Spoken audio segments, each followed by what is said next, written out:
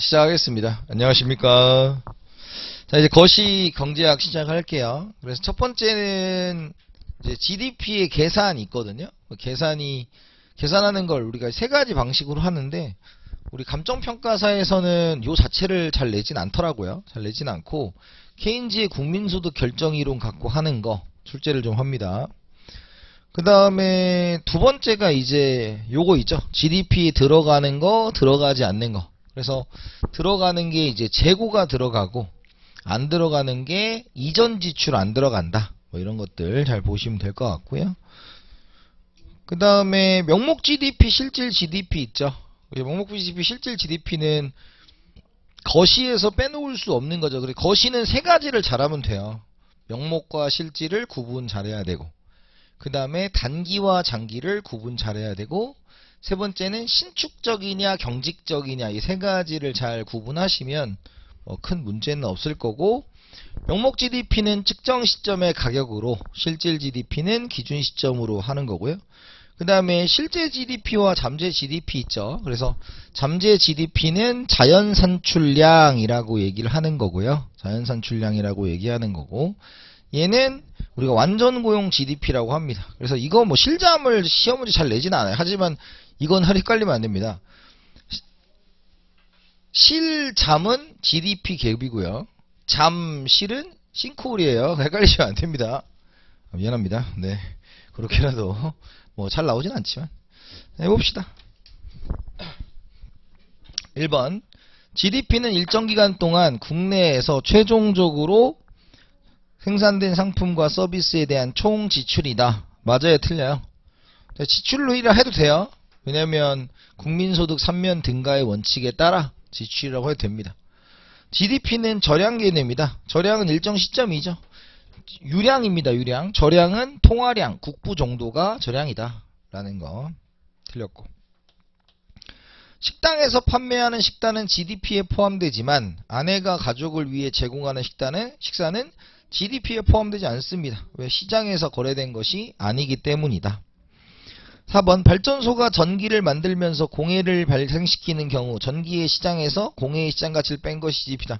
그런 거 안 들어가요. 그래서 GDP의 한계 세 가지가 뭐였습니까? 1번, 시장에서 거래되지 않은 거 알 수 없다. 2번, 삶의 질, 뭐 환경 이런 거 알 수 없다. 3번, 소득 분배 상태 알 수 없다. 뭐 이런 것들이었습니다.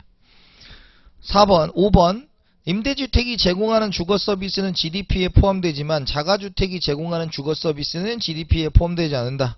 이거 잘 기억하셔야 돼요. 그래서 자가주택이 제공하는 서비스를 우리가 귀속 임대료라고 합니다. 왜냐하면 국가 차원에서 월세냐 전세냐 자가냐를 다 계산할 수 없기 때문에 그냥 주택이 있으면 그 주택이 이 정도의 임대료를 가져올 거야 라고 책정하고 출제를 하는 거죠. 측정을 하는 거죠. 그래서 이 귀속 임대료는 GDP에 들어간다는 점 체크해 두셔야 됩니다.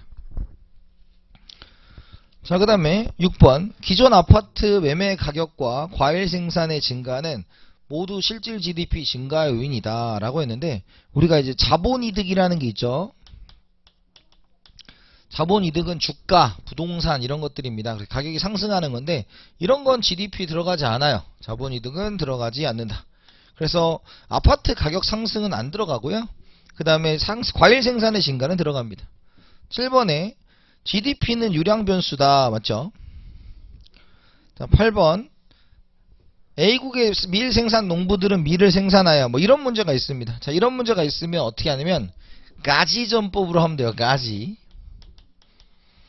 자, 먼저 A국의 밀 생산 농부들은 밀을 생산하여 그중 반을 소비자에게 100억 원을 팔고, 그 나머지 반을 1000억 원에 팔고 1000억 원에 제분회사에 팔았다.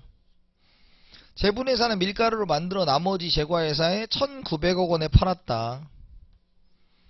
제과회사는 밀가루로 빵과 과자를 만들어 2400억 원에 소비자에게 모두 팔았다라는 것이죠. 그래서 지금 어때요? 얘랑 얘랑 더하면 얼마가 됩니까? 3400억 원이 되겠죠? 그래, 틀렸다. 최종제로 만 가지로 끝으로 가시면 됩니다. 9번, GDP 디플레이터는 실질 GDP를 명목 GDP로 나눈 것으로, 그렇죠? 그럼 명목 GDP를 실질 GDP로 나온 게 GDP 디플레이터예요. 공식이 틀려 있다. 라는 것이고요. 10번 정부가 독거 노인들에게 무료로 식사를 제공하는 것은 정부 지출에 포함된다. 동그라미가 무료입니다.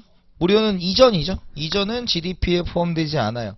그래서 우리나라가 일본하고 비슷해지는 것 중에 하나가 뭐냐면 일본은 정부가 돈을 굉장히 많이 씁니다. 근데 노령인구가 엄청 많기 때문에 노인들한테 돈이 많이 나가서 GDP가 생각보다 많이 안 올라가는 거예요. 일본이 그렇고 우리나라도 얼마 남지 않았다라는 거죠. 그 다음에 11번 기준연도의 명목 GDP는 실질 GDP와 같다. 그쵸? 12번 외국인의 한국 내 활동은 한국의 GDP 산출에 포함된다. 동그라미가 뭐예요? 한국 내에서니까 GDP에 들어가는 거죠. GDP는 국내 총생산이니까. 13. 소비, 투자, 정부 지출, 순수출이 GDP를 구성하는 4가지 항목이다. 지출, 국민소득이 되겠죠. 14번 A와 B가 서로의 아이를 돌봐주고 각각 임금을 상대방에게 지불한 경우 A와 B 중 한 사람의 임금만 GDP에 포함된다. 그런데 각각의 돈을 주고 받았죠. 그러니까 둘 다 들어가야 될 것이다. 입니다. 15번 작년에 완공된 주택을 올해 매매하는 과정에서 생긴 수수료는 올해의 GDP에 포함된다. 이렇게 되어 있습니다. 그러면 올해의 GDP다. 수수료잖아요. 그럼 수수료는 서비스에 대한 대가니까 GDP에 들어가는 거예요. 그러니까 이 수수료가 뭐 부동산 임대해주는, 그러니까 부동산 중개인한테 주는 것 정도로 생각하시면 됩니다. 16번 국내 총생산은 일정 기간 동안 국내에 새로이 생산된 최종 생산물의 시장 가치를 합하여 구한다 라는 걸 우리가 아까 가지전법으로 했죠.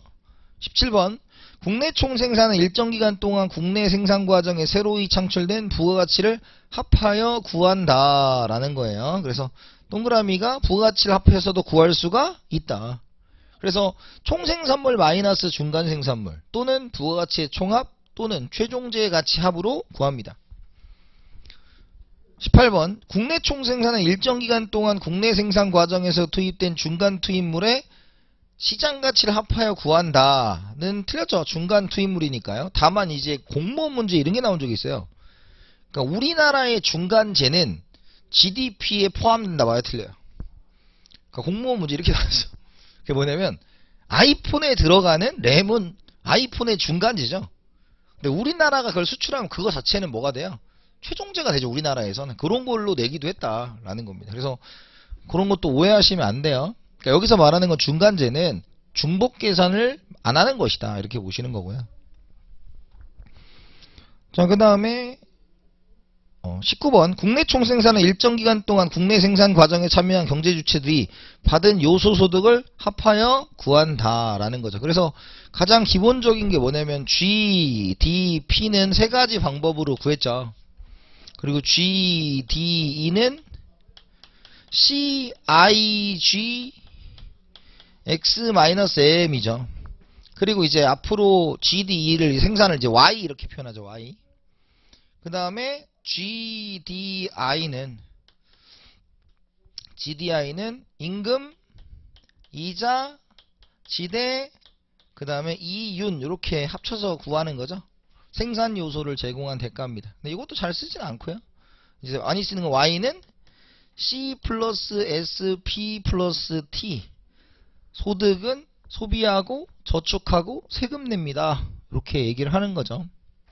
그거 한번 생각을 해보시고 요 공식을 엄청 잘 하셔야 돼요. 그러니까 이건 최종 등기니까 증명은 하지 않을 거예요. 증명은 뭐 시간 관계상 할 수 없고 다만 객관식 시험의 특징은 뭐냐, 증명으로 생각해서 문제를 푸는 건 전혀 중요하지 않아요. 문제에서 원하는 게 어떤 결론을 가져오느냐 였습니다. 그걸 잘 해두셔야 되고요.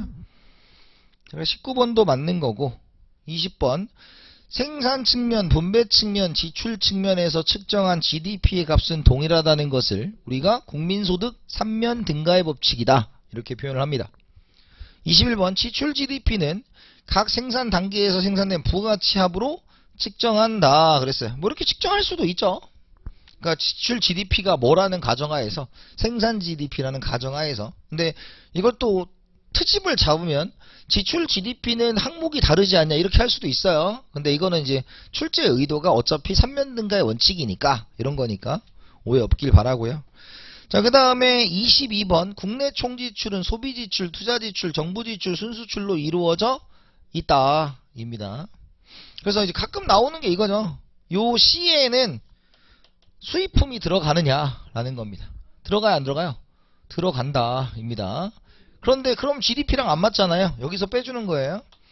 그래서 소비자 물가지수와 GDP 디플레이터가 다른 겁니다. 그래서 소비, 투자, 정부 지출에는 수입품이 들어갑니다. 그런데 수입으로 나중에 다 빼서 그걸 차감해 주기 때문에 결국 GDP에는 영향을 주지 않는다 정도 생각을 해두시면 돼요. 자, 그 다음에 23번 외국과의 교역이 전혀 없는 국가에서 투자가 GDP보다 클 수 있다 그랬습니다. 자, 그런데 요거 이제 외국과의 교역이 전혀 없다라고 하면 이걸 우리가 폐쇄경제라고 합니다. 폐쇄경제. 폐쇄경제에는 전제 조건이 투자는 결국 뭐예요? 저축이에요. 투자는 저축이에요. 그러면 외국과 우리가 이제 요 세 가지만 하면 폐쇄경제니까 당연히 GDP보다 클 수 있어요? 없어요? 없습니다. 요런 개념들 한번 보시고. 24번 태풍이나 지진 등으로 인해 피해가 발생해도 GDP 집계에 포함되지 않는다 라는 거죠. 그래서 피해는 포함이 안 되겠죠. 다만 그 피해를 복구하는 과정에서는 GDP가 늘어날 수 있다. 그래서 삶의 질을 반영하지 못한다. 이렇게 얘기할 수가 있습니다. 24번 태풍이나 지진 등으로 인해 피해가 발생해도 GDP 집계에 포함되지 않는다 했고, 자, 그 다음에 25번 저축은 민간저축과 정부저축의 합으로 구성된다 예요. 자, 요거는 이제 가끔 냅니다. 자, 그래서 저축은 SN, 저 SN은 국민저축 또는 국민저축 또는 총저축 이렇게 표현하고요. 그 다음에 SP 더하기 SG예요. 그래서 SP는 얘는 어떻게 구성된다? Y-C-T로 구성되는 거고, 얘는 T-G로 구성됩니다. 그죠? 그래서 요 자체를 이제 계산하는 문제가 가장 기본적인 형태고요. 두 번째는 얘를 이제 뭘로 확장한다? 대부자금시장이라는 걸로 확장을 해요. 대부자금시장이라는 걸로 확장을 합니다. 그래서 대부자금시장은 대부자금이 있고 론이죠, 론. 그리고 여기 이자가 있고요. 대부자금의 공급과 대부자금의 수요가 있는데 뭐 다른 것은 측정하지 않는다고 치면 대부자금의 공급은 저축이고요. 대부자금의 수요는 투자입니다. 그러니까 가장 기본적인 게 투자가 증가하면 이자율이 오르는 거예요. 저축이 늘어나면 이자율이 뭐한다? 떨어진다라는 거죠. 저축이 증가하면. 그래서 문제는 뭐가 제일 여러분들 오해하면 안 되냐면 국민소득이 증가하면 이자율은 어떻게 됩니까? 대부자금 시장에서. 국민소득이 증가하면 대부자금은 어떻게 됩니까? 자, 여기서 또 직관적으로 생각하면 안 돼요. 자, 이겁니다. 자, 이게 지금 요게 지금 SN이잖아. 그럼 요거랑 이제 합치면 총저축이죠? 그럼 다시 정리하면 뭐예요? Y-C-C죠. 다른 조건이 일정할 때 국민소득이 증가하면 저축은 뭐예요? 증가한다. 플러스적 요인이죠. 그래서 이렇게 증가하면 이렇게 되니까 이자율이 뭐한다? 떨어진다 입니다. 그래서 대부자금 시장도 가끔 내는데 너무 어렵게 생각하지 마시고 투자와 저축이 수요와 공급이 되는 걸로만 생각하셔도 돼요. 그리고 이제 항목으로 내기도 합니다. 자, 26번 2020년에 A국에서 생산되어 재고로 있던 제품을 2021년 초에 B국에서 수입해 자국에서 판매한다고 할 때 A국의 수출은 증가하고 GDP는 물반이다. 동그라미 재고예요. 재고는 2020년에 GDP에 포함되었습니다. 그죠? 그런데 이걸 수출하면 어때요? 수입해서 이제 B국에 수출했으니까, 그러니까 B국이 수입한 거니까 A국은 수출한 거죠. 그죠? 그래서 A국 2021년에 수출은 증가하고 GDP는 불변이다라는 말이 맞는 거예요. 자, 그 다음에 27번 실업수당은 정부지출이기 때문에 GDP에 포함된다. 밑줄이 실업수당이죠. 실업수당은 이전지출이에요. 공짜로 주는 거기 때문에 GDP랑 관련이 없는 이전지출입니다. 28번 최근 실질 국민총소득 증가율이 국내 실질 증가율보다 높게 평가되었다면 이 재화의 수출 단가가 낮아졌기 때문이다 라는 거예요. 그래서 우리 감정평가사에서 뭐 국민소득 지표에 대한 얘기를 물어봅니다. 근데 이제 먼저 GDP는 당연히 물어보겠죠. GDP.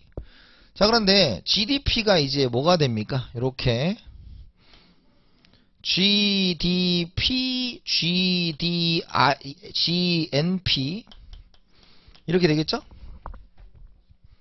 그러면 GDP는 여기서 GNP에서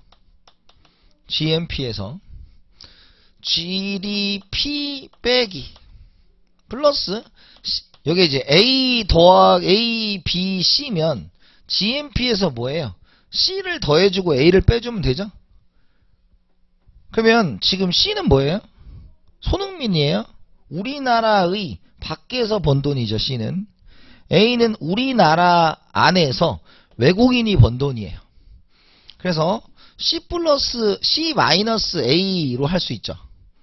그럼 얘를 우리가 해외 순수치 요소소득입니다.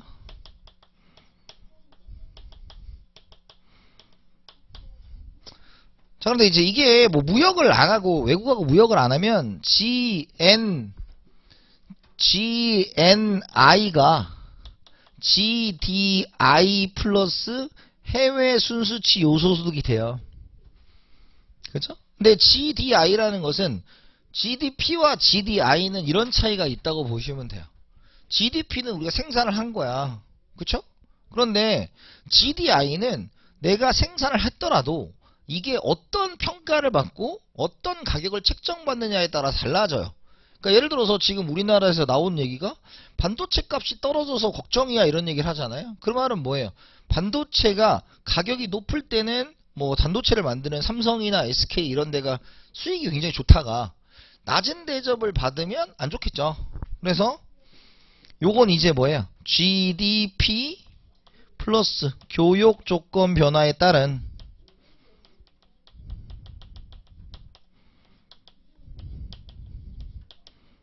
실질 무역 손익입니다. 교육 조건 변화에 따른 실질 무역 손익이고요. 이 교육 조건은 뭐 여러 가지가 있지만 대표적인 게 수입 가격, 수출 가격 곱하기 100이에요. 그럼 결론적으로 지금 우리가 국내 재화의 수출 단가가 낮아졌다면 지금 GDI가 뭐예요? 쪼그라들었겠죠. 그럼 GDI가 쪼그라들었으니까 GNI가 뭐예요? 더 작아지겠죠. 그죠? 그래서 지금 GDP의 생산보다 높게 평가되었다라는 건 여기서 지금 뭐 했다?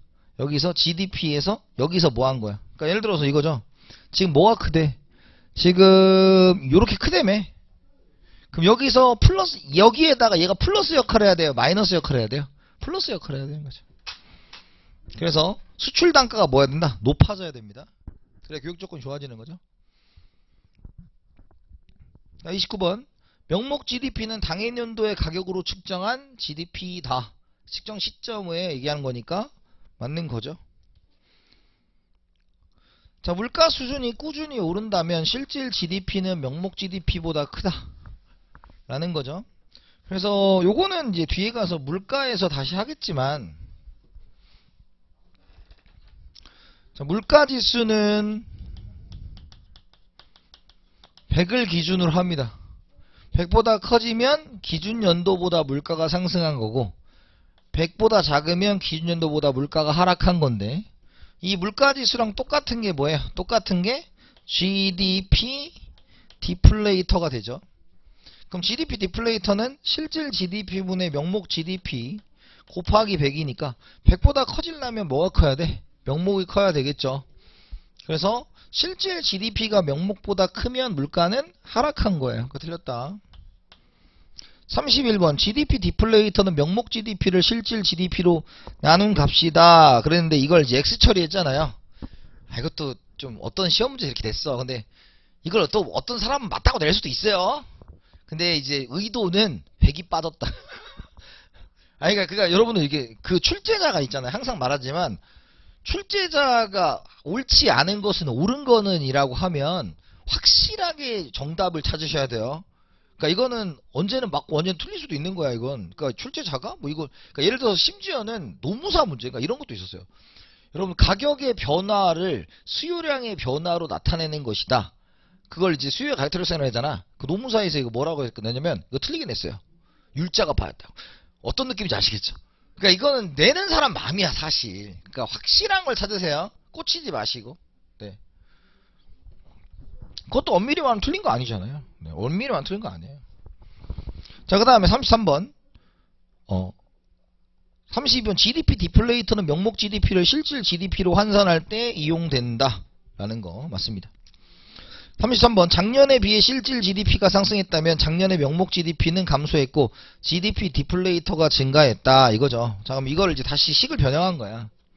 자, 그럼 실질 GDP는 하면 얘가 올라가고 얘가 내려가면 되죠? 그러면 GDP 디플레이터에 명목 GDP 곱하기 100이잖아요. 그럼 얘가 뭐 하려면, 얘가 상승하려면 명목이 뭐 하거나 증가하거나 GDP 디플레이터가 감소하면 되겠죠. 그죠? 그래서 33번은 X 놓은 겁니다. 식변형. 34번 GDP는 생산뿐만 아니라 여가 수준과 환경까지 고려한다. 고려하지 않는다 그랬고요. 35번 GDP를 통해 소득 분배 형평성에 대해서는 알 수 없죠. 소득 분배 상태 알 수 없다 라는 겁니다. 그 다음에 36번 GNI는 교육조건 변화로 인한 실질 소득 변화를 반영한다 라는 거죠. 반영했어 안 했어요? 아까 했죠? 그래서 GNI는 그러니까 실질 GNI는 실질 GDP 플러스 교육조건 변화에 따른 실질 무역손익 플러스 해외 순수치 요소소득. 그래서 저 충청도 사람인데 말 빠르지 않아요? 네, 알겠습니다. 충청도 사람인데. 37번 폐쇄경제에서는 실질 GDP와 실질 GDI가 같다. 왜냐면 실질 GDP에서 실질 GDI로 만드는 건 뭐였어요? 교육 조건이었죠. 근데 교육을 안 하니까 뭐 하겠어? 똑같겠죠. 그 다음에 명목 GNI는 명목 GNP와 동일하다. 명목은 다 똑같아요. 항상. 39번 교육조건 변화에 따른 실질 무역손익이 음액값을 가질 경우 실질 GDI는 실질 GDP보다 작다. 왜? GDI는 뭐 해야 돼? 까먹어야 되죠? 그래서 맞고요. 40번은 오타가 났어요. 그래서 실질 GNI는 실질 GNI다 그랬죠? 그러니까 처음 걸 GDP로 바꿔주세요. 네, GDP로 바꿔주시면 됩니다. 그래서 얘는 뭐 당연히 같진 않다라는 것입니다. 자, 그래서 여기는 뭐 특별한 건 없어요. 특별한 건 없고 요거를 계산 문제 내거나 그런 경우는 거의 없고 여러분들이 맞는다는 건 아니고 그래서 여러분들 이제 기출에서 보면 그 10번에서 17번 있죠. 뭐 이 정도? 그래서 GDP에 뭐가 들어가고 안 들어가고 이런 거 잘 냅니다. 이런 거 잘 내고 그 다음에 뭐 GDP 디플레이터는 뒤에서 하는 거고. 네. 그 다음에 이제 GNI랑 GDI는 여러분들한테 출제된 적이 있어요. 그래서 항목 정도 보시면 될 것 같습니다. 자주는 안 나와요. 자, 그 다음에 이제 국민소득 결정 이론이죠. 국민소득 결정 이론.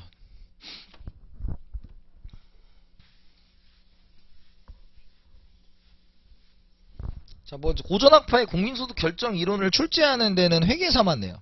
나머지는 안 내요. 그러니까 여러분들만 좀 되는데, 자, 요런 개념이라고 보시면 돼요. 첫 번째, 고전학파는 무엇을 얘기했다? 얘는 항상 가격이 신축적이라고 얘기해요. 그래서 고전학파와 관련된 애들이 누구야? 고전학파, 통화주의자, 세고전학파입니다. 그쪽에는 가격이 신축적일 거야가 기본입니다. 시장은 균형을 따라갈 거야. 신축적이라는 것은 불균형의 상태가 없이 항상 균형으로 갈 거야. 뭐 이렇게 생각을 하시면 돼요. 그래서 고전학파는 항상 뭐가 이루어지고 완전 고용이 이루어지고 그 다음에 항상 YF를 생산한다. 완전 고용을 생산한다. 그래서 고전학파와 케인즈 할 때는 완전 고용인 YF를 쓰고요. 뒤에 가면 얘가 이제 YN 자연 산출량을 씁니다. 똑같은 거예요. 다만 이제 어떤 학자가 어떻게 물론 좀 다르지만 우리가 문제를 객관식을 할 때는 그렇게 특별하게 할 필요 없어요. 그래서 이 고전학파가 만들어낸 국민소득 결정 이론이 결국 나중에 뭐가 된다? 총 공급 곡선이 되는 겁니다. 총 공급 곡선이 되고 그 다음에 이제 케인즈 쪽에 갔죠. 케인즈 쪽에 가면 케인즈는 당연히 케인즈는 무엇을 얘기한다? 공급은 언제든지 가능하다. 장기는 YF로 결정되어 있지만 단기에 불경기이기 때문에 가격은 경직적이고 시장은 불균형하고 완전하지 못하기 때문에 정부가 개입을 해줘야 되는 거예요. 그래서 케인즈는 정부의 개입을 중시하는 거죠. 그래서 케인즈 학파, 새 케인즈 학파는 수요를 중시하고 얘는 공급을 중시하고 가격이 신축적이고 얘는 경직적이고 뭐 이런 것들에 대해서 계속 얘기를 합니다. 자, 그런데 우리 시험에 나오는 거는 이게 되는 거죠. 자, 폐쇄 경제이면서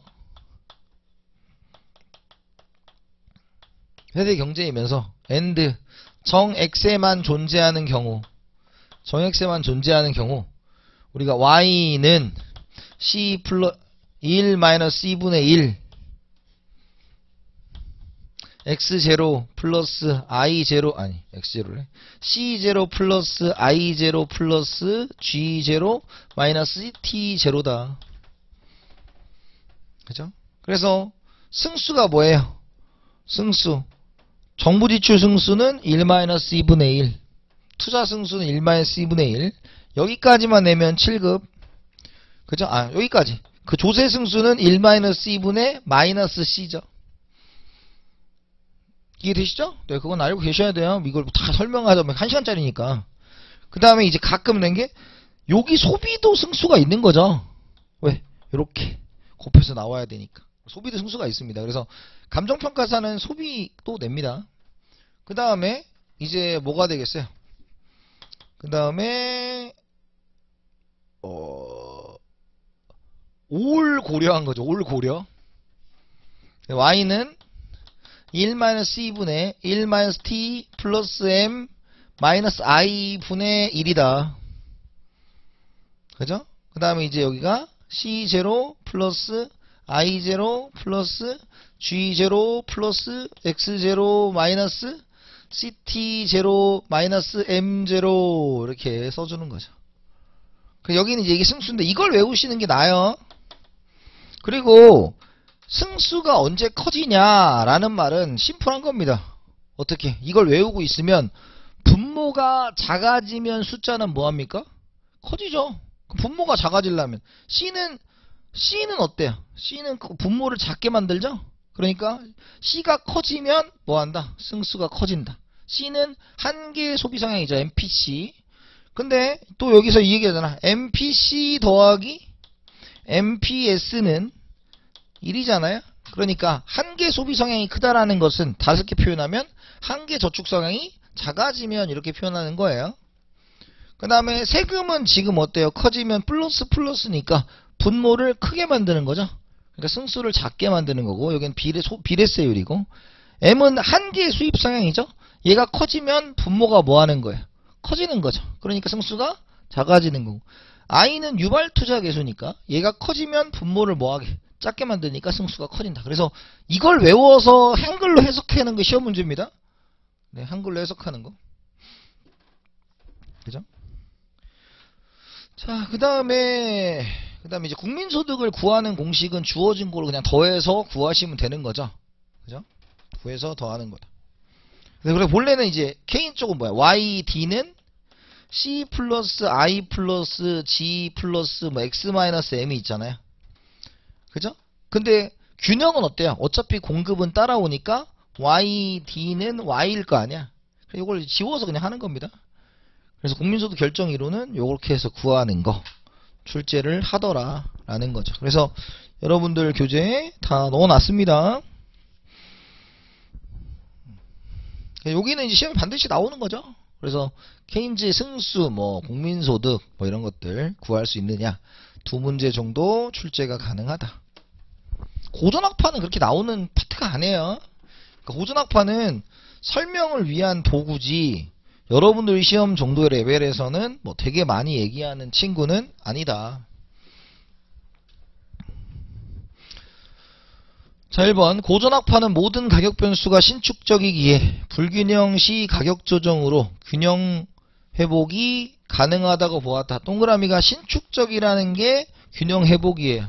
그래서 우리가 이제 쉽게 문제를 풀려면 신축적이다 그러면 총공급 곡선은 수직입니다. 신축적이다, 총공급 곡선은 수직이다. 이걸 꼭 기억하셔야 돼요. 자, 2번 고전파 모형에선 절약의 역설이 성립할 수 없다. 맞습니다. 절약의 역설은 케인즈 거예요. 3번 고전파 모형에서는 이자율의 신축 조교정을 통해 생산물 시장의 불균형이 조절된다. 그래서 얘를 실물적 이자론이라고 합니다. 고전학파 모형은 단기보다 장기를 분석하기에 적합한 모형이다. 그래서 장기의 총궁곡선이 수직인 이유를 설명하는 거예요. 그래서 케인즈도 이렇게 얘기합니다. 장기에는 모두 우린 죽는다. 그러니까 단기적인 걸 해야 된다 라는 걸 하는 거고요. 5번에 고전파 모형에서 정부 지출의 변화는 실질 변수에 아무런 영향을 미칠 수 없다. 왜? 자, 이런 거죠. 뭐 쉽게 말하면 자, 이렇게 총공급이 있는 거잖아. 그럼 이제 고전파는 직각 쌍수로 총수요가 나옵니다. 이거 화폐 수량설에서 증명하는 거거든요. 근데 뭐 그게 중요한 게 아니라 총수를 늘려봐야 어때? YF 상태에서 변해요, 안 변해요? 안 변하죠. 그래서 고전파는 어차피 실물 변수는 변하지 않아요. 그 조건이 없으면, 그러니까 기술 진보가 없으면 그냥 뭐 통화량이 바뀌든 이런 걸로는 하나도 안 바뀝니다. 왜? 완전 고용을 전제로 깔고 있기 때문에. 자, 6번 고전파 모양에서 국민들의 전반적인 저축 성향이 증가하면 투자도 증가한다 이렇게 돼 있어요. 그러면 저축 성향이 증가하면 투자는 증가할 수 있죠. 왜? 이자율이 떨어지니까. 7번 고전파 모형에서 세이의 법칙이 설명하므로 성립한 유효수요의 부족이 성립하지 않는다. 세이의 법칙은 뭐예요? 공급은 수요를 창출한다는 거예요. 그러니까 공급이 있으면 수요는 만들어지니까 수요 쪽에 뭐 큰 고민을 할 필요가 없다라는 것이었습니다. 고전학파는 통화량의 변화에도 화폐의 중립성 때문에 명목 변수만 영향을 줄 뿐 실질 변수는 불변으로 본다. 자, 요거를 기억하셔야 돼요. 요거. 그러니까 고전학파는 실물 변수는 변하지 않아요. 그러니까 물가만 변할 뿐이고 물가와 관련한 변수, 명목 변수만 변한다라는 겁니다. 9번 고전학파는 시장 자체가 안정적이기 때문에 시장에 대한 정부 정책의 유효성이 매우 높다고 본다라고 했는데 당연히 아니에요. 자, 이유가 뭘까요? 시장이 너무나 완벽한데 정부가 뭐더러 개입을 합니까? 그럴 필요가 없어요. 그래서 고전학파, 통화주의자, 새고전학파 쪽은 정부의 개입의 불필요성에 대해서 얘기를 하는 겁니다. 자, 그 다음에 10번 고전학파는 물가, 임금 등의 변수가 경직적이라고 본다. 경직적이면 케인즈 쪽, 신축적이면 고전학파 쪽이에요. 그래서 여러분 이거 처음 할 때 너무 어렵게 보지 마시고요. 이거 어차피 여러분들한테 학파별 불과 엄청 대단한 게 나오지 않아요. 그러니까 여러분들이 뭘 봐야 된다. 신축적이냐, 경직적이냐, 공급 중시냐, 수요 중시냐, 균형이냐, 불균형이냐 이것만 잘 구분해도 어지간한 문제를 푸는데 거기다가 이제 뭐가 들어간다. 세이의 법칙이냐, 아니면 유효수요가 중요하냐 이런 걸 가지고도 출제를 하는 거죠. 그걸 이제 구분을 하셔야 돼요. 그래서 고전학파를 계산 문제로 내는 건 다시 한번 말씀드리지만 회계사밖에 없었어요. 여러분들은 없었어. 그런 거 없었어요. 자, 그 다음에 대부자금설은 총저축의 자금 공급이 총투자의 자금 수요와 일치하기에 세이와의 법칙과 맥을 같이 한다. 맥을 같이 하는 거지 똑같진 않아요. 자, 그 다음에 대부자금의 공급이 실질 이자율의 증가함수고 대부자금의 수요는 실질 이자율의 감소의 함수인 대부자금 모형에서 재정흑자의 결과로 재정흑자분만큼의 국민소득이 증가한다 라는 거죠. 근데 여기 봐봐. 그러니까 이거잖아요. 아까 우리 했던 거. 대부자금 시장에 있으면 이자율이 있는 거고. 그러니까 참고로 대부자금이라고 뭔가 되게 러시안 캐시 같잖아. 그런 거 전혀 아니에요. 그러니까 이게 공부를 안 하는 사람들 이거 막 보면 빚쟁인가 막 이렇게 생각할 수 있어요. 그런 거 아닙니다, 여러분. 그러니까 우리 아주 원론적인 얘기를 하고 있으니까 그러니까 돈을 빌리는 시장에서 자금의 수요는 뭐예요? 투자, 이자율의 감소함수. 그 다음에 자금의 공급인 뭐예요? 저축, 이자율의 증가함수잖아요. 그럼 재정 흑자의 증가라는 것은 우리가 T-G가 정부 저축이었잖아. 정부 저축. 그럼 얘가 이제 플러스라는 얘기잖아요. 흑자. 그러면 정부 저축이 증가하는 거죠. 그잖아. 그러면 이자율이 뭐예요? 이자율이 하락하고, 그래 투자가 일어날 수 있겠지만 이걸로 증가 분만큼 국민소득이 늘어난다고 볼 수는 없어요. 왜냐면 우리가 단순한 예시로 총수요가 감소하는 거 아니야. 정부가 돈 안 썼으니까. 그러니까 뭐 이렇게 보는 거고요. 정부지출 승수가 0보다 크면 국민소득이 정부지출 승수분보다 더 크게 증가한다 에요. 그래서 13번에 이제 5가 되는 거죠. 5 됐고, 자 그 다음에 조세액과 정부지출액이 같으면 국민소득은 증가하지 않는다 라는 겁니다. 그래서 요거 있죠. 요거 이걸 이제 요거 만일 이제 단순 모형에서 균형재정 승수가 뭐예요? 1이에요. 1. 자, 그 1이 이유가 뭐냐? 단순 모형이어야 돼요. 복잡 모형 말고. 그래서 우리가 MPC가 0.9다. 균형재정은 정부 지출이 100이고 조세액이 100이더라 라는 거죠. 그러면 정부 지출 승수는 뭐냐면 요거 분의 요거잖아요. 얘가 이제 1-0.9분의 1이잖아요. 그럼 이쪽 넘기면 요거는 어때요? 국민소득의 변화는 정부지출 곱하기 10 아닙니까? 그럼 얼마 늘어나요? 여기 100이니까 1000 늘어나는 거죠. 근데 조세는 세금의 증가와 국민소득의 증가인데 얘는 1-0.9 분의 마이너스 0.9죠. 세금을 거둔 거니까. 그래서 얘는 1-c분의 1이고 얘는 1-c분의 마이너스 c. 정액세만 존재하고 폐쇄경제일 때. 그러면 얘는 이제 뭐예요? 얘는 국민소득의 증가는 세금의 증가 곱하기 마이너스 9니까 이렇게 하면 얼마예요? 마이너스 900이죠? 얘는 플러스 1000이었고. 그럼 어때요? 100이 늘어난다. 그래서 그냥 심플하게 기억하셔도 돼요. 정부 지출의 효과와 조세의 효과 중에서 뭐가 크다? 정부 지출의 효과가 크다. 두 번째, 단순 모형, 즉 폐쇄경제이면서 정액세만 존재할 때는 균형재정 승수는 1이다 라는 거. 그래서 오히려 복잡하게 안 내는 경우도 있어요. 얘는 복잡하게 안 내는 경우도 있습니다. 자, 그 다음에 13번 틀렸고요. 15번, 케인즈 학파는 공급 측면을 중시하고 장기 분석에 집중하여 시장 가격의 자동 조절 기능을 신뢰한다. 첫 번째, 수요 측면을 중시하겠죠. 케인즈는. 두 번째, 장기 분석에 집중하지 않아요. 왜? 장기는 인간은 모두 죽는다. 고전학파 너네 말이 맞아. 근데 케인즈가 당면한 그 시대는 대공황이었어요. 대공황이니까 지금 이 상황을 어떻게 모면할까가 훨씬 더 중요한 포인트가 되죠. 그래서 단기가 아니라 장기가 아니라 단기 분석이에요. 그 다음에 시장 가격이 완벽하지 못하기 때문에, 그러니까 시장을 부정한 건 아니지만 시장이 가격이 경직적이다. 대표적인 말이 뭐예요? 하방 경직적이에요. 예를 들어서 우리나라와 같은 경우는 어때요? 지금 이런 거랑 똑같은 거죠. 지금 뭐 물가가 오르고 올랐어.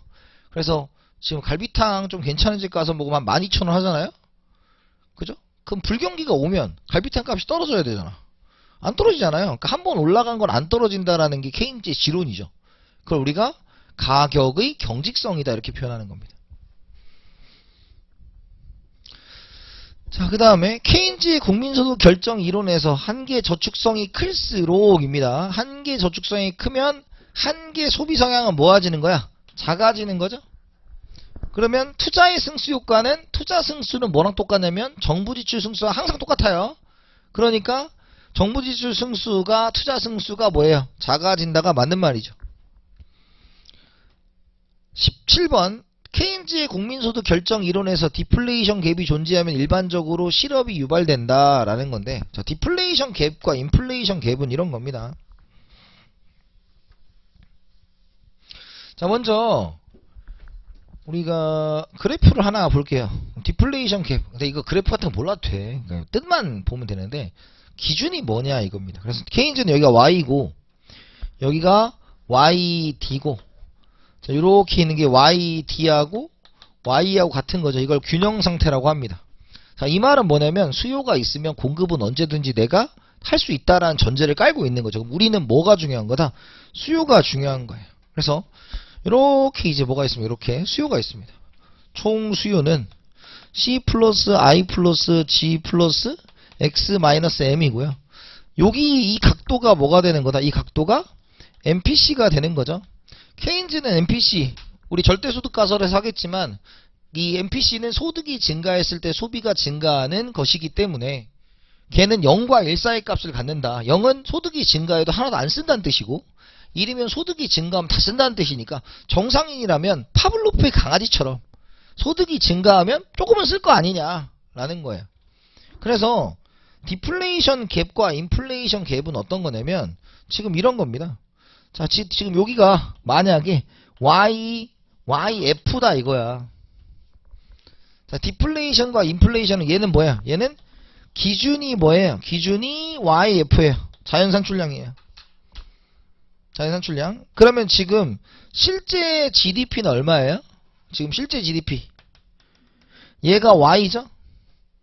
그러면 자연산출량보다 실제가 많아요? 적어요? 적죠. 그러면 실잠, 요게 이제 뭐예요? 요게 GDP 갭이에요. 그 이제 마이너스니까 요걸 요렇게 여기서 보는 건 우리가 GDP 갭이라고 하고요. 그런데 본래 지금 본래 얘가 YF라면 총 수요는 본래 어디 써야 돼요? 얘가 YF면 본래 총 수요는 이렇게 YD가 여기 써야 되죠? 그래야 국민소득 여기 아냐? 그러니까 요 수준이 지금 어때요? 부족한 총 수요잖아요. 요걸 우리가 디플레이션 갭이다. 이렇게 표현하는 거예요. 그렇죠? 그러면 여러분들이 굳이 이것도 디플레이션 갭 그러면 또 있어 보여가지고 막 미친듯이 공부하는 사람들이 있어. 근데 그럴 필요 없고 디플레이션 갭은 기준이 뭐다? YF야. YF. 그러니까 우리가 GDP가 뭐야? 그냥 실백이 잠이고요. 디플레이션 갭은 뭐야? YF를 기준으로 총 수요가 뭐하면 적으면 디플레이션 갭이고 많으면 뭐예요? 인플레이션 갭인 거예요, 그냥. 그래서 뭘로 한다? 기준을 YF로 무엇을 취한다? 총 수요를 측정한다 정도만 기억하시면 될 것 같아요. 계산 문제 없어요. 네, 계산 문제 없어요. 여기 막 있어 보이잖아. 갭. 뭐 갭. 왜냐면 오늘 아침에 이제 오는데 저 오늘 버스 타고 왔거든요. 오늘 또 버스 타고 전철 타고 버스 타고 우리 집이 김포 아닙니까? 멀리 왔는데 갑자기 어떤 걸어가는데 아저씨가 오토바이 아저씨가 힙합을 듣더라고. 배달 아저씨 그것도 막 무슨 선거운동하는 줄 알았어. 막 크게 들어가지고 그래서 근데 막 욕짓거리를 하는데 아이 뭐 자기네 취향은 존중하는데 우리 딸내미 아들내미 손잡고 가는데 막 뭐라고 막 꿍시렁 막 하잖아요. 막 그래서 좀 그랬어. 너무 크더라. 선거한 줄 알았네. 자, 그 다음에 18번. 케인즈의 국민소득 결정 이론에서 임의의 국민소득 수준에서 총수요가 총공급에 미치지 못할 때, 그죠? 총수요가 총공급 미치지 못할 때, 국민소득 수준의 디플레이션 갭이 존재한다. 맞아요? 자, 이걸 걸러내야 돼. 아까 디플레이션 갭과 인플레이션 갭의 기준은 뭐죠? YF였어요. 그러니까 임의의 소득 수준이 아니라 YF 수준에서로 바뀌어야 되는 거죠. 그러니까 이 정도는 낼 수 있다고. 기준이 뭐냐. 자, 그 다음에 19번 케인즈의 국민소득 결정 이론은 정부지출 증가액과 조세 감면액이 동일하다면 정부지출 증가가 조세 감면액보다 국민소득 증가에 미치는 영향이 크다. 그렇죠? 정부지출이 더 효과가 크기 때문에 균형조정 승수가 1이 나오는 것을 보여드렸습니다. 자, 20번 케인즈의 이론에 따르면 노동시장에서 명목임금은 하방 경직성을 갖는다라는 거죠. 그래서 명목임금과 실질임금이 있겠죠. 그죠? 명목임금은 뭐예요? 그냥 임금이지. 실질임금 물가를 반영한 거죠. 그러니까 어떤 차이냐면 이렇게 보시면 돼요. 그러니까 임금이 있고 이렇게 있잖아. 그럼 얘가 100을 받았고요. 물가가 1이었어. 그죠? 그러면 물가가 2배로 올라요. 그럼 고전학파 같은 경우는 우리가 완전 예견이라는 걸 합니다. 왜? 시장이 완벽하기 때문에 사람들이 이거에 대한 정보를 모두 알고 있다는 거예요. 그러면 물가가 2배 올랐으니까 임금도 2배 올려줘 라는 거예요. 그러면 여기 200이 되겠죠. 그럼 이게 무슨 뜻이야? 이게 무슨 뜻이에요? 어차피 실질 임금의 감소함수가 누구다? 노동의 수요자, 기업 입장인데 실질 임금 바뀌었어 안 바뀌었어? 안 바뀌죠. 그러니까 물가가 올라도 실질 임금이 안 바뀌니까 생산이 변한다, 안 변한다? 안 변한다는 것이 총공급 곡선이 요렇게 된다는 거예요. 얘는 물가가 올라가도 실질 임금이 안 바뀌니까 생산이 똑같지 않냐 라는 거죠. 자, 그런데 우리가 이제 물가가 2배로 올랐어. 근데 케인즈는 뭐냐면 정태적 기대라는 게 해요. 정태적 기대. 자, 정태적 기대라는 게 뭐냐면 정태, 머물러 있다는 거죠. 옛날 얘기만 하고 있는 거죠. 물가가 2배 올랐는데 실질 물가는 2배 올랐는데 명목임금은 과거의 사실에서 벗어나지 못하니까 100인 거예요. 그러면 어떤 일이 발생하는 거죠? 실질 임금은 반으로 줄어들었죠. 그러니까 기업 입장에선 임금이 싸졌네? 고용을 좀 해볼까? 그 물가가 올라가는 족족 실질 임금이 뭐해지는 거예요? 싸지는 거죠. 그러니까 이런 식으로 총공급선이 나오는 거죠. 그리고 이제 케인즈 같은 경우는 수평으로 그리기도 해요. 왜냐면 하도 불경기니까. 뭐 참고만 하시고. 그래서 이쪽은 이제 가격에 제일 중요한 겁니다, 여러분. 이거 시험에 잘 나오는 거 이거는 지금 할 건 아니지만 네가 나왔으니까 한 거지만 가격이 신축적이면 총공급은 수직이에요. 가격이 경직적이면 이렇게 되는 겁니다. 됐어요? 그렇게 봤고요. 그 다음에 몇 번이야? 21번 20번 맞는 거고요. 21번 케인즈의 이론에 따르면 투자는 기업가의 심리에 영향을 받는다. 이걸 내부 수익률의 방법으로 사용하는 거죠. 애니멀 스피리트라고 하는 겁니다. 22번 케인즈의 이론에 따르면 경기 침체 시에는 확대 재정정책이 필요하다. 당연하죠. 그래서 케인즈 자가 나오면 다 재정정책을 좋아해야 된다 이겁니다. 23번 케인즈의 이론에 따르면 공급은 스스로의 수요를 창조하므로 만성적인 수요 부족은 존재하지 않는다. 공급은 스스로의 수요를 창조한다. 이게 뭐였어? 세이의 법칙입니다. 그러니까 수요가 부족한 게 문제이기 때문에 그 부족한 수요만큼을 정부가 어느 정도 채워줄 수 있어야 된다라고 접근하는 거예요. 24번 케인즈의 이론에 따르면 저축의 역설이라는 관점에서 소비는 미덕, 저축은 악덕이라고 주장을 한다 라는 거죠. 그래서 왜냐면 소비를 하지 않으면 총 수요가 뭐예요? 줄어들기 때문에 생산이 줄어든다. 저축의 역설에 대한 이야기입니다. 25번 케인즈에 의하면 정부 지출이 조세보다 효과가 크다라고 말씀드렸죠. 그래서 지금 뭐 정부 지출 승수, 조세 승수, 투자 승수 이거는 우리가 계산 안 해봐도 기본적으로 갖고 있어야 되는 생각이 뭐냐. 정부 지출 승수와 투자 승수는 동일하다. 두 번째 정부 지출 승수가 조세 승수보다 크다. 조세 감면보다 크다. 이건 가져가셔야 되고요. 26번 케인즈는 가격 변수는 경직적이고 충분한 유유설비가 존재하면 불균형 시 생산량 조정으로 불균형이 조정된다고 봅니다. 그 다음에 27번 균형재정 승수는 정액세의 경우는 1이지만 비례세의 경우는 1보다 작을 수 있죠. 왜? 다르니까. 분모가 달라요. 자, 그 다음에 28번이 지금 단순한 형태지만 이런 얘기죠. Y는 C 플러스 I 플러스 G죠. 원칙적으로. 근데 얘가 수요지만 균형에서 어차피 똑같으니까 넣는 거잖아요. 그러면 Y는 C 100 플러스 0.8Y 플러스 500 플러스 200이죠. 짠 하면 뭐예요? 800이고 얘를 휙 넘기면 0.2y는 800이죠? 그럼 5에 5잖아. 5. 5분의 1이니까 넘기면 4000이다. 28번이 맞는 게 되겠죠. 29번 완전 고용 국민소득 수준에서 총공급이 총수요를 초과할 때 발생하는 인플레이션 갭은 인플레이션을 탈피하기 위해서 증가시킨 유효수요의 크기로 책정된다. 자, 총공급이 총수요를 초과한대요. 그럼 인플레이션이에요? 디플레이션이에요? 디플레이션이죠. 지금 수요가 부족하니까. 들었다 라는 것이고. 정부 지출 승수는 한계 저축 성향이 클수록 커진다 그랬는데 한계 저축 성향이 크면 한계 소비 성향이 뭐해져요? 작아지죠. 그럼 승수가 뭐해지게 된다? 커진다 라는 말이 한 개 수수 클수록 커지는 게 아니라 작을수록 커지는 거죠. 얘가 커니까 상수가 작아지니까요. 정부지출 승수와 투자수는 똑같습니다. 계산 안 해도 똑같아요. 32번 폐쇄경제 소비는 감소하고 정부지출을 증가할 경우 민간저축은 증가하고 정부저축은 감소한다. 이렇게 돼 있죠. 자, 그러면 여기 있죠.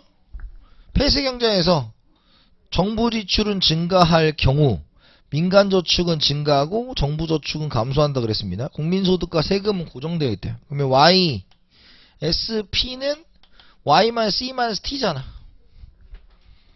그죠? 그러면 지금 어때? 소비가 감소했어요? 그럼 민간저축은 뭐 했어요? 증가한 거죠?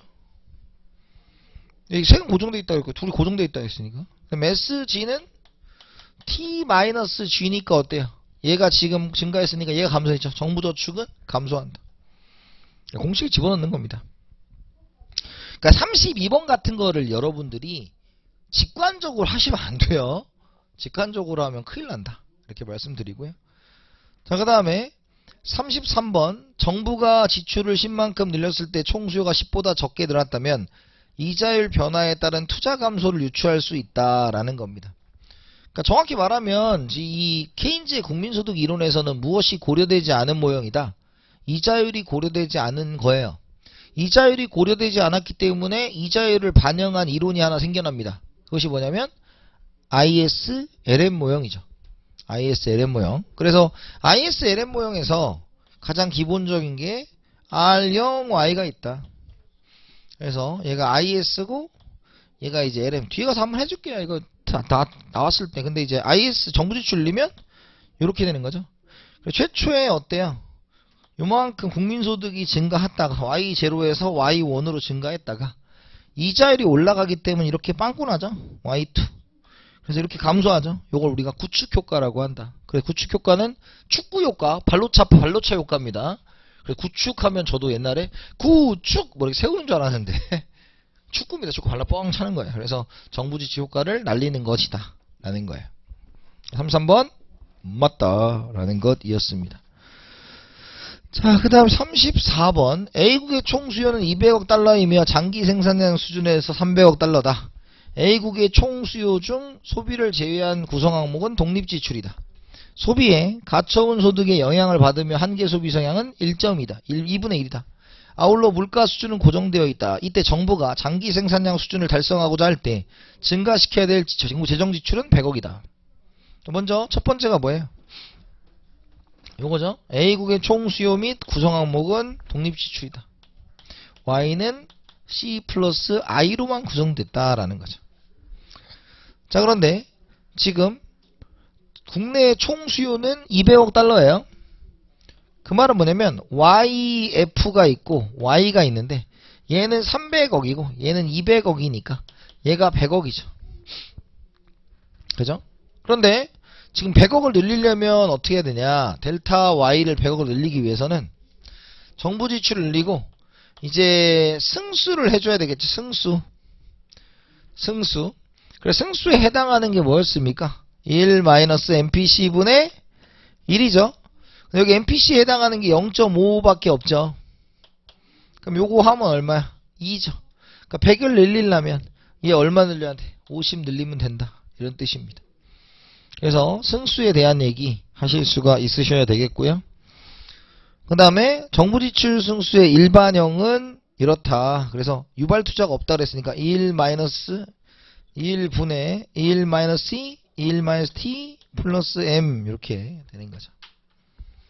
그래서 승수 안 해오면 답 없어요. 그래서 승수는 여러분들이 기출문제를 통해서 계산을 좀 해보셔야 된다라는 말씀을 드립니다. 여기는 뭐 다른 건 없고요. 다른 건 다 됐고 그게 나와요. 그거 요거 있잖아. 아까 28번 있죠? 28번 그 다음에 34번 있잖아. 여기는 지금 되게 간단한 문제만 넣어놨지만 요 두 가지의 계산 문제밖에 안 나와요. 여기는 그냥 뭐 왜냐면 케인즈 얘기나 고전학파 얘기는 여기서 주로 하는 게 아니고 뒤에 이제 또 수많은 얘기들 재정정책 통화정책 할 거 아니에요. 그렇기 때문에 거기서 좀 많이 나옵니다. 다만 여기를 잘 하지 못하면 그 뒤에 게 좀 안 되니까. 근데 문제를 풀 땐 여기가 주는 아니에요. 주는 아니고. 그래서 자꾸 이제 또 잘 모르시는 분들이 고전학파를 막 냅다 파. 그런 거 안 나와요. 고전학파는. 그냥 고전학파는 오히려 뭐가 나온다? 여러분들한테 가장 많이 나오는 게 뭡니까? 화폐수량설 뭐 이런 거 훨씬 더 많이 나오기 때문에 그런 거 정리를 해두시면 될 것 같아요. 자, 이렇게 하고요. 잠깐 쉬었다가 진행하도록 하겠습니다. 쉬었다 하겠습니다.